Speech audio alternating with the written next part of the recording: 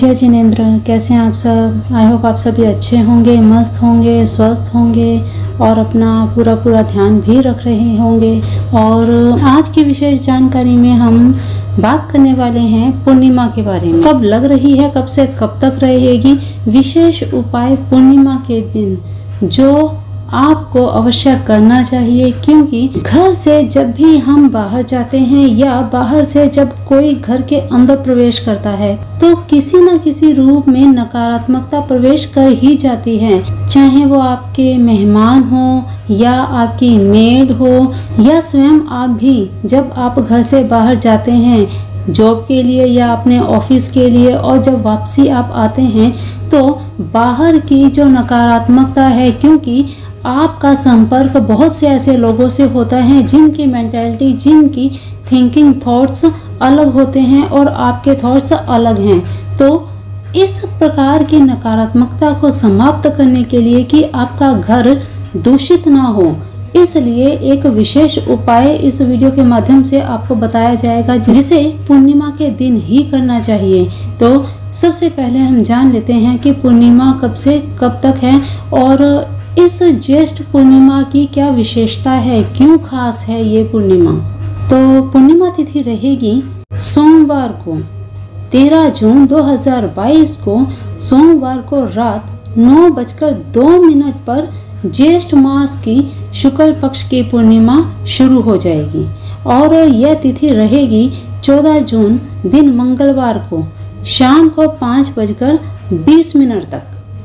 तो 13 तारीख की रात को जो भी आपने पूर्णिमा के रात्रि के उपाय किए जाते हैं वो 13 तारीख को होंगे। और पूजा व्रत विधान आदि की अगर बात की जाए तो व्रत होगा 14 तारीख को, 14 तारीख दिन मंगलवार को, क्योंकि हमेशा सूर्य उदय की तिथि ही ली जाती है शास्त्रों के अनुसार। तो 14 तारीख को ही सूर्य उदय की पूर्णिमा की तिथि आ रही है। तो इसी दिन आप व्रत करें, पूजा करें और सत्यनारायण व्रत कथा भी इसी दिन करें। और जो भी व्रत करेंगे 14 तारीख की शाम को ही चंद्र दर्शन करके उनका पूजन आदि करके अपना व्रत खोलें। और हाँ, आपको वीडियो टॉपिक में जो चीज़ें बताई गई हैं कि इस वीडियो में ये बातें बताई जाएंगी, इस बीच में आपको एक चीज़ बताना भूल गई कि 14 तारीख को ही भयंकर एक योग बन रहा है। उसके बारे में भी पूरी डिटेल में जानकारी इसी वीडियो में दी जाएगी।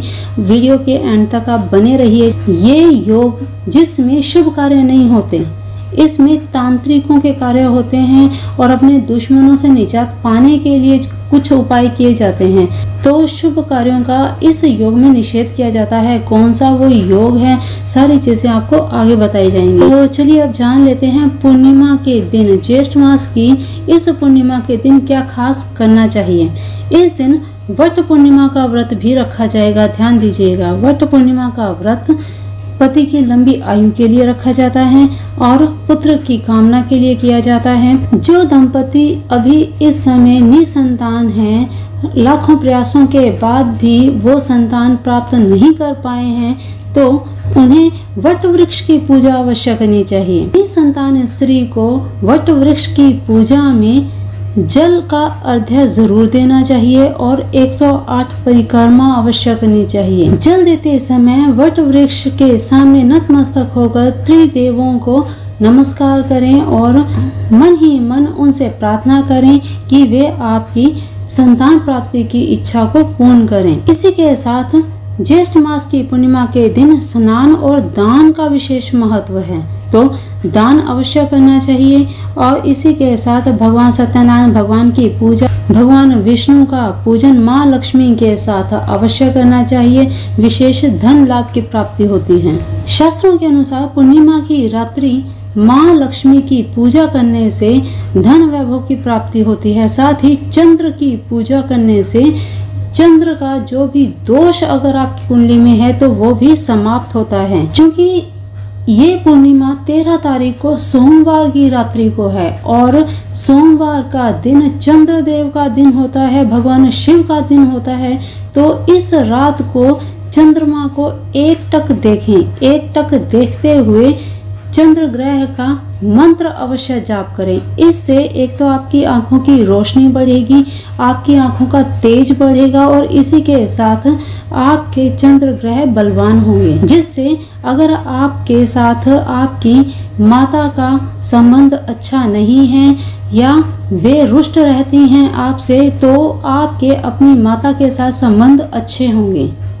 जो भी लोग व्रत रखते हैं उन्हें चंद्रमा का पूजन अवश्य करना चाहिए, चंद्रदेव के दर्शन अवश्य करना चाहिए। लेकिन जो लोग व्रत नहीं भी रखते उन्हें भी चंद्रदेव के दर्शन अवश्य करने चाहिए और अर्घ्य जरूर देना चाहिए। जल का अर्घ्य देने से चंद्रदेव प्रसन्न होते हैं और आपको हमेशा आपके मन को चंचल होने से बचाते हैं, आपका मन स्थिर रहने लगता है। तो जो व्रत नहीं भी रखते उन्हें भी चंद्रदेव के दर्शन करने चाहिए, उनका मंत्र जाप अवश्य करना चाहिए। अर्घ्य देने के लिए स्टील की गड़वी में अर्थात स्टील के पात्र में कच्चा दूध, जल, शक्कर, फूल और सफेद चावल, साबुत सफेद चावल, ये सारी सामग्री जल में डालकर इस जल को आप चंद्रमा को अर्पित करें और चंद्रदेव को हाथ जोड़कर नतमस्तक होकर प्रार्थना करें कि वे आप पर अपनी दया दृष्टि, कृपा दृष्टि हमेशा बनाए रखें। ऐसा करने से भगवान शिव की, चंद्रदेव की आप पर असीम कृपा बनी रहेगी। तो चलिए अब फटाफट से कुछ योगों की बात कर लेते हैं जो 14 तारीख को बन रहे हैं। भयंकर योग तो बन ही रहा है, इसी के साथ शुभ योग भी बन रहे हैं। कौन से है ये, चलिए देख लेते हैं। तो पूर्णिमा के दिन शुभ योग, साध्य योग और शुभ योग बन रहे हैं जो कि बेहद ही शुभ होते हैं। साध्य योग रहेगा 13 जून को दोपहर 1:40 से लेकर 14 जून की सुबह 9:38 तक। और फिर इसके बाद शुभ योग रहेगा 14 तारीख को सुबह 5:26 तक।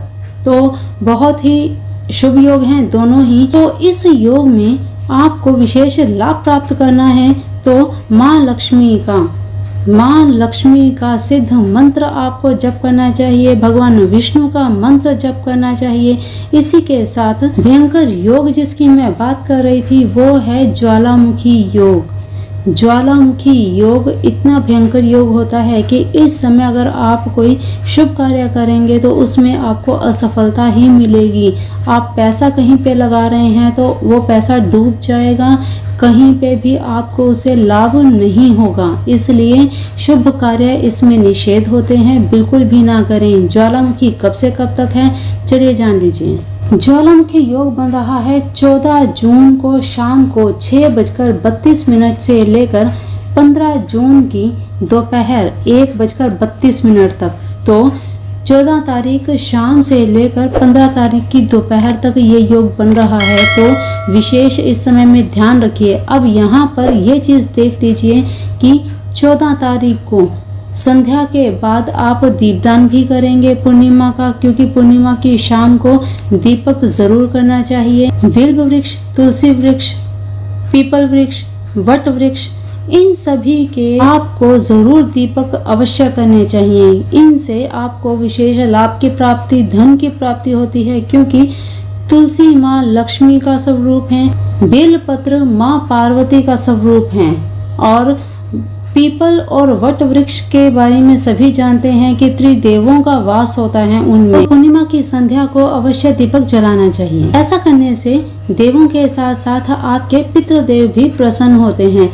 तो चलिए अब बात कर लेते हैं पूर्णिमा के दिन होने वाले विशेष उपाय की। उस उपाय की जिससे आपके घर में अगर कोई भी प्रकार की नकारात्मकता प्रवेश कर रही है तो वो ना कर पाए, उस पर एक रक्षा कवच लग जाए। किस प्रकार से, देखिए, लाल मोली, लाल कलावा आपको लेना है और पूर्णिमा की संध्या के समय 2 समय हैं, या तो आप ये उपाय सूर्योदय के समय करें या फिर प्रदोष काल के समय, अर्थात जब संध्या बेला समाप्त होती है और रात्रि का प्रहर शुरू होता है, अर्थात प्रदोष काल में संध्या के समय में इस उपाय को करें।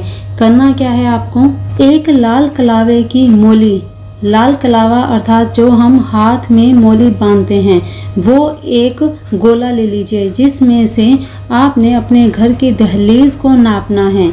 दहलीज को नापकर 2 भाग ले लीजिए।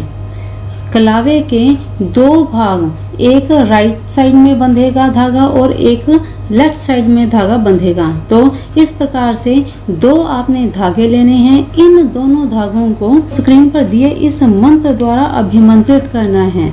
अभिमंत्रित कैसे करना है? मोली को हाथ में लेकर गंगा जल छिड़क के धूप दीप आदि देकर मंदिर में बैठकर इस मंत्र को 51 बार बोलें।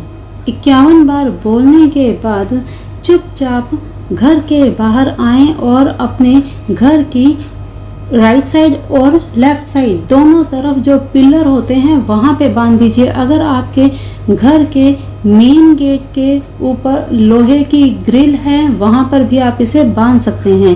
तो दोनों तरफ इसे बांध दीजिए, जिससे आपका घर नकारात्मक ऊर्जाओं से, भूत प्रेत आदि ऊपरी हवाओं से सुरक्षित रहेगा। आपके घर में कोई भी ऐसी चीजें, नकारात्मक ऊर्जा, नकारात्मक लोग प्रवेश नहीं कर पाएंगे। जो भी कोई अपने मन में गलत धारणा लिए, गलत विचार लिए आपके घर में प्रवेश करेंगे, उन्हें आपके घर में रुकने से भी बड़ी तकलीफ होगी, वो रुक नहीं पाएंगे। वे आपके शत्रु भी हो सकते हैं, ये आपके मित्र के रूप में भी शत्रु हो सकते हैं, कोई भी हो सकते हैं। जिनके मन में आपके प्रति विचार गलत होंगे वे आपके घर में प्रवेश करते ही घुटन महसूस करेंगे। इन सभी नकारात्मक ऊर्जाओं से बचने के लिए इस उपाय को अवश्य करें।